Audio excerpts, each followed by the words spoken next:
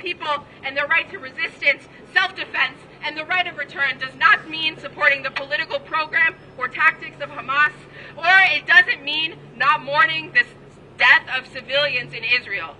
But as the genocide of Palestinians is occurring in the midst of this horror, I'm proud to be standing here with you, fighting against the occupation, for the right of return, and for a free Palestine.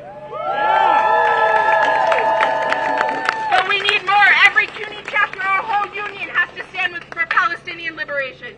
We defend every student, every faculty and staff who are doxxed by the right wing or who are threatened with discipline or firing both at CUNY or every university.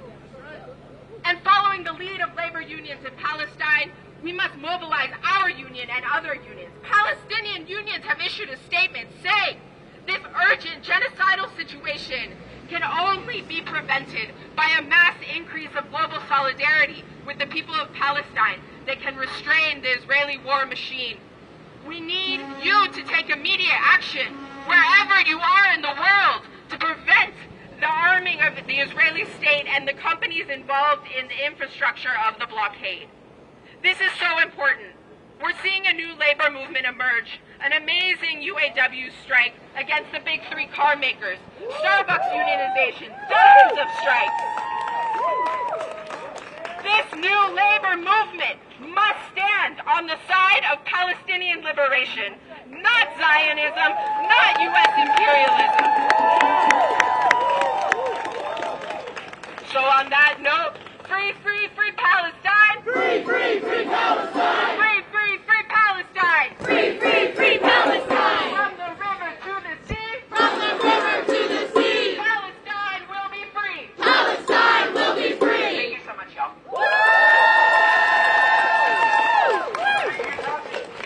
What is your name? We've got a lot of friends and comrades What's your from the name? media today. Tatiana Cosarelli. How you guys going? Thank you. Let's Would talk you about go the ahead influence and of interview the Reagan? far-right media on CUNY policy for a second.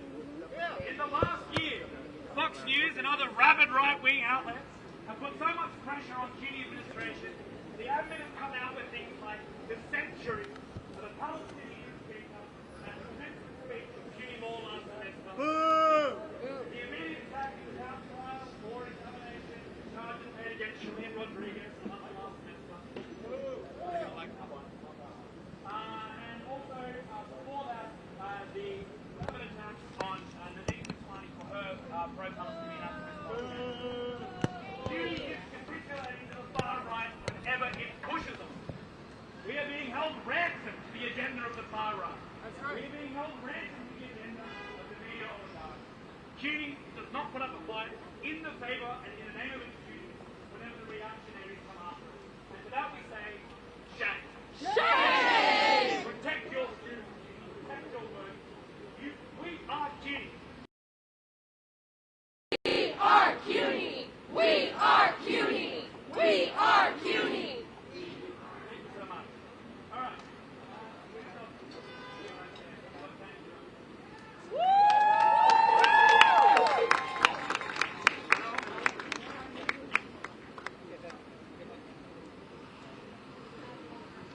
This is an amazing turnout. Everybody, give yourselves a round of applause. It isn't often that I invoke my own family histories when I speak about war. These things, it isn't often that I invoke my family when I speak about work, my family when I speak about morality. But these things shouldn't matter when the consequences are so dire. Nonetheless, here I have to stand to say that as a proud Jewish man whose family suffered under true Nazism, there is only one simple moral position to maintain in every moment since then, which is that suppression, oppression, and the legitimized everyday massacre of people must be forcefully fought against at every fucking step. Zionists might call us here baby killers or anti-Semites. Let them call us names as the world continues to see the truth. Because we here, we know the truth too. Nothing has stoked violence and anti-Semitism so much in this modern world as the brutal Israeli occupation of stolen land. And And there is no amount of disinformation that can blanket that. And so while the internet might be an evil floating mass of shit, for once it provides us something good, which is proof. American weapon manufacturing, by the way, jumped up 15% the day after the attacks, if anybody's keeping track of that kind of thing. We and the world have seen what this supposed war is. It's an excuse for ethnic cleansing with the giddy support of the American government, using the historical horror of fascism to endorse modern fascism. This breaks my brain and my heart. I am proud to stand with the Palestinian people and their allies in rejecting the murderous status quo of the United States and Israel.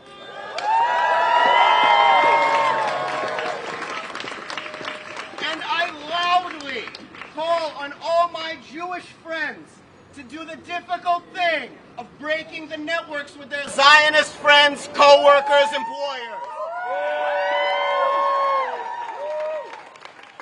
And we as students at CUNY, we have to live what we do in the classroom, and that starts here. So I'll just say that if the issue of our moment is morality, we must then maintain moral consistency. And that means unabashed support of Palestine and the liberation of its people. Yes! The history of the Jewish and not the Zionist tradition demands this and nothing less. Thank you so much to everyone.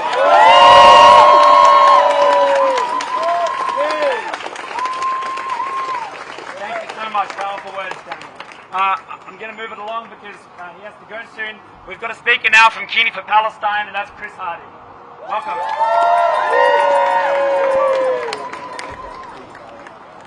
Hi, everyone hear me? Yes. First of all, well done for being here today. This is amazing. This is a great turnout. It's lovely to see so many faces. So many people. Okay. This kind of suits what I'm going to talk about. I'm tired. Is anyone else here tired? Yes. Anyone else here tired of the lies, bullshit, the so-called leaders of the world, democracy, our state, doing bullshit, the lies they're parting, they're doing about what's going on in Palestine? I'm also tired of the people who are supposedly running it and their lack of support, the absolute silence on anything to do with Palestinians and Palestine. Absolutely everything. So I'm energized to see so many people here today out for the cause. Those brothers and sisters out there fighting what we all know is right. This leadership, CUNY leadership, and these so-called leaders of our state do not represent us. On the street, people here, they represent us and what we're trying to do. And in these times, it's very easy to fall into this pit of despair, to see the darkness all around us, and to feel like we're alone. We're not. Over the past 10 days, we see constant protests all over the city, All over the world. states, everywhere in the world. And what that does, that gives us energy, keeps us going, stops us from feeling tired.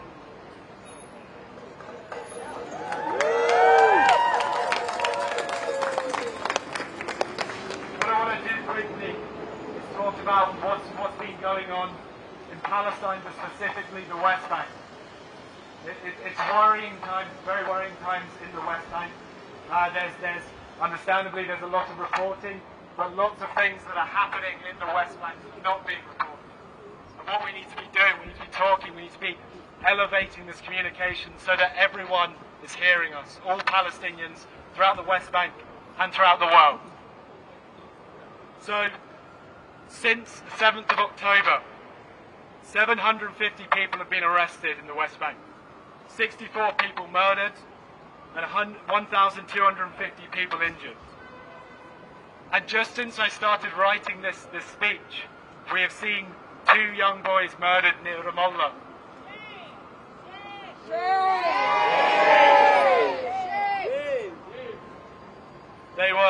The 2 boys' names were Khalil Shalash and Qais Shalash. They were shot by Israeli forces. After they had been shot by Israeli forces, the paramedics tried to intervene. The boys were stuck there for 20 minutes, bleeding to death. They weren't allowed to come in, the paramedics, and they died. This is I've been speaking to some friends across the West Bank, particularly in Jerusalem and around, and I want to repeat what they're telling me. One friend said, "We're worried about each other, especially my sisters in Jerusalem and brother who work in Jerusalem. Settlers have been going out shooting and threatening every Palestinian they cross. It is not a safe place anywhere in Palestine right now. You know, in the West Bank, people are afraid to leave their houses. You have Itamar Ben-Gvir, the racist, right-wing Zionist politician, who's calling on his settlers, his radical settlers, to go out there and kill the Palestinians.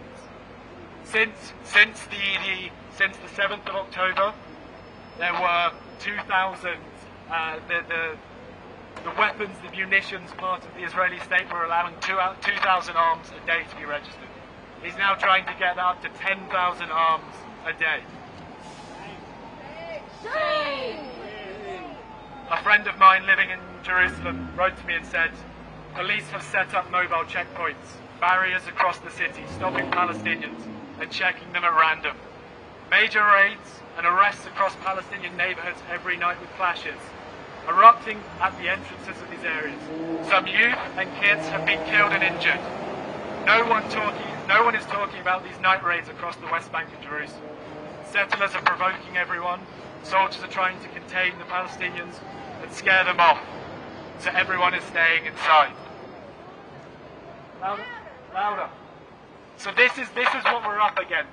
And we know this all across Palestine. And what we need to do, we need to elevate these voices. We need to make sure all of our Palestinian brothers and sisters are being heard across Palestine. And so I want to end on a positive note. This friend I was speaking to near Jerusalem, she told me she went to bed on Friday night in Palestine and she thought no one was listening. She thought the world had forgotten about Palestine. She woke up on Saturday morning and she saw videos, she saw photos, she saw all sorts of clips across the internet of people protesting all across the world. And she told me it was after that I realized I wasn't alone. But this is what the occupation does. It divides people and it makes them feel like they have no one. So it is our job here in America, our job in the West, our job wherever we go, to make sure those voices are heard and people like my friend in Jerusalem does not feel alone. Thank you.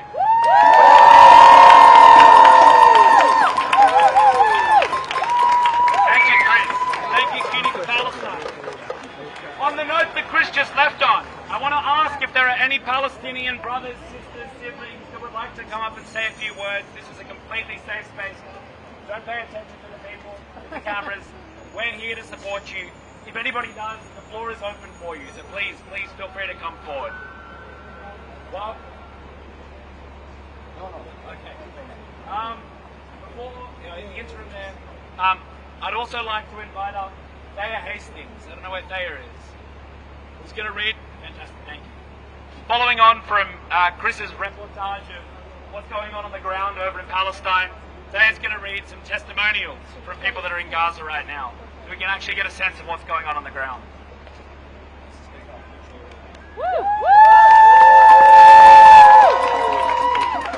Let's start with a chant. Free, free, free Palestine! Free, free, free Palestine! Free, free, free Palestine! No. Alright, here we go. Hey, what happened to our journalists? What? The journalists.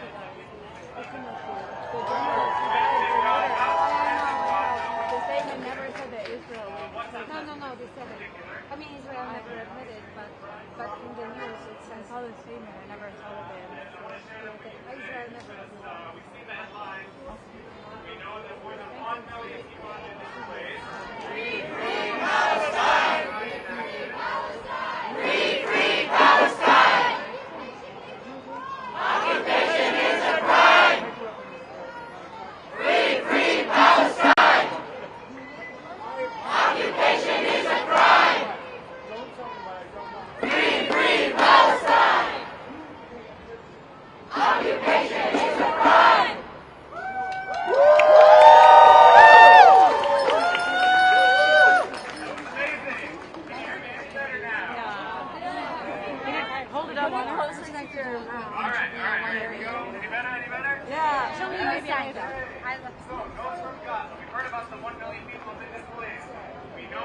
genocide happening before our eyes.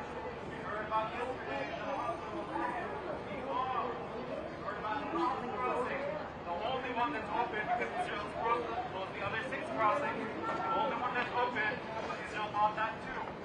Even though it's open, the only people that can sponsor are those that have other passports. God don't have passports, right? Anyways, we are going to hear from some Gazans right now. The first message is from Ahmed Remli. He is a young Palestinian artist and journalist and writer based in Gaza City, or was based in Gaza City until Sunday, October 15th. We're just going to read you a little bit. Hello, I hope you're all well. Dear God, I pray for the end of this situation. Really, we are exhausted. We can't bear anymore. The shops in Gaza have nothing left. Even if you have money, there's nothing left to buy, especially the basics, the necessities. Everyone is cutting back what they eat to the minimum. And also, people are not eating and drinking because they don't want to have to go to the toilet. Listen, cutting electricity and the internet is easier than cutting water, so they cut off the water.